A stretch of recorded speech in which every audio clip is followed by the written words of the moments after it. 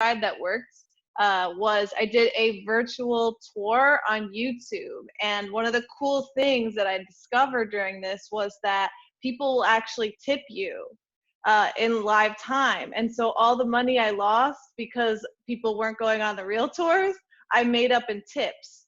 So instead of my tour, normally I only allow 10 people, I had 250 people watching all at once, and people were tipping different amounts or Mhm. sending PayPal Ah, tips too.